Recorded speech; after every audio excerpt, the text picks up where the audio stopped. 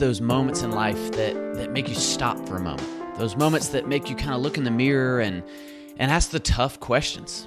You know, as I kind of think back on my life, some of those have been times when my parents dropped me off at college and I was on my own for the first time and remembering just thinking, stopping and thinking about who I wanted to be and where I really wanted to go in life. You know, I vividly remember getting in a car wreck for the first time and it kind of like taking my breath away and trembling as I thought about how much worse it could have been. You know, a few years ago, I got in a really bad boating accident where I could have lost my arm or even died, and yet for some reason, I was spared that tragedy happening.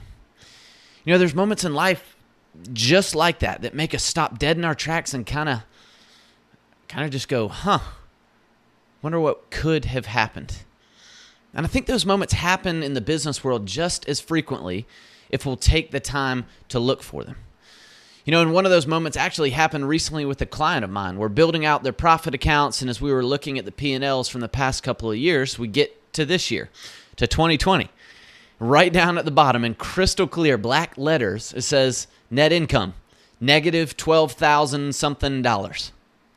They looked at me and they go, well, that can't be right. And unfortunately, we went back over the numbers again, and there was no hiding from them. The numbers were correct because the numbers do not lie. And how did we make all this revenue? And it was a lot of revenue, by the way. How did we make all this revenue and still lose money? And I didn't have the answer for that at the time, but the best part about this is it was this moment that they will never forget in the life of their business. That this is a time that they will look back on years from now as a tidal wave of change in the life of their business. The moment that they choose to be profitable and embrace the numbers of their business instead of hiding from them like most of us do and just kind of pretending like they're not there and saying, well, we'll just figure it out at the end of the year. You know, most of us treat numbers like it's the check engine light in our car, right? Just ignore it long enough, hope for a bump that kind of disengages the wire, and voila, no more check engine light. Or maybe you get kind of a black piece of tape and you cover it up and you pretend like it's not on because you don't know what exactly is going wrong. That's what we do with the numbers in our business day after day. And y'all, I have news for you. The problems don't just magically disappear. Something has to be done. Now, here's the great part, is that at BOP, we actually have the tools to walk through this. You know, we began with some of my clients at building out their multiple bank accounts, and we'll be forcing them to operate their business off a set percentage of every dollar in revenue that comes into the business. They'll know exactly how much they have to run their business off of in order to turn a profit. And they don't run a nonprofit anymore. It's amazing. You see, here was the thing. Revenue was not their issue.